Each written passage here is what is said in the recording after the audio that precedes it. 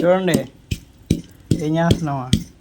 ఏంటి రోల్లాగా దెబ్బలో దంచున్నా అనుకున్నావా? కాదండి, దీన్ని మిరగచారు అంటారంట. మరి మిరగచారు ఎలా చేసామో చెప్తానా.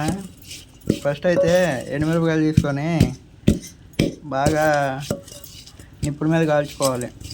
నిప్పు లేకపోతే మామూలుగా గ్యాస్ పొయ్యి మీద అయినా మామూలుగా కాల్చుకోవాలి. కాల్చుకున్న తర్వాత ఇలా దాపట్లు వేసుకొని ఇదిగో పప్పు కూడా తీసుకొని దాన్ని అలా నలుపుకోవాలి.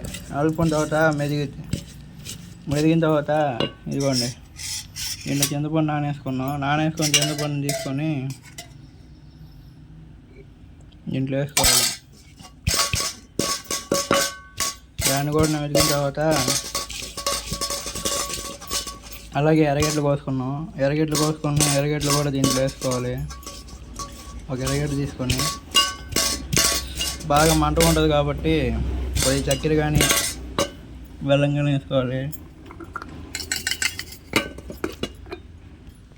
మేమైతే చక్కెర వేసుకుంటున్నాం. ఆల్రెడీ వేసానండి, నేను ఫస్ట్ స్టార్టింగ్ వీడియో తీయడం మర్చిపోయాను. ఆల్రెడీ కంప్లీట్ అయిపోయింది.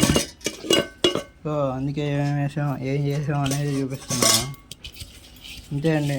జస్ట్ ఇంట్లో ఏం కూర లేనప్పుడు హాట్గా తినాలనిపించినప్పుడు ఈ విధంగా మిరగాయచారు చేసుకొని తినచ్చు. మిరగాయచారు అయితే రెడీ అయిపోయింది. ఇంకా అన్నం వేసుకొని తింటామే. జస్ట్ ఒక ఎర్రగడ్డ ఉల్లిపాయ, అదే అండి మేమైతే ఎర్రగడ్డ అంటాం, మీరు ఉల్లిపాయ, చాలా కొన్ని దగ్గర ఉల్లిపాయ అంటారు.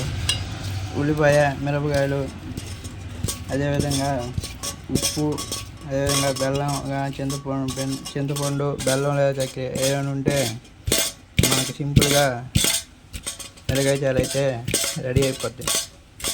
ఇంతే అండి. మరి మీరు కూడా ఈ విధంగా ట్రై చేసుకోండి. ఎప్పుడైనా హాట్గా తినాలనిపించిన, ఏమైనా టిఫిన్లో చట్నీ లేనప్పుడైనా ఈ మిరగాయచారు చాలా బాగుంటుంది. ఇంతే అండి. మరి మీరు కూడా మిరగాయచారు చేసుకోండి, ఒకసారి ట్రై చేయండి. దీన్ని మిరగాయచారు, అదేవిధంగా నలుపుడు పచ్చడి అని కూడా అంటారు, లేదా నలుపుడు కారం అని కూడా అంటారు. ఇంతే అండి. మరి మిరగాయచారు రెడీ. Thanks for watching.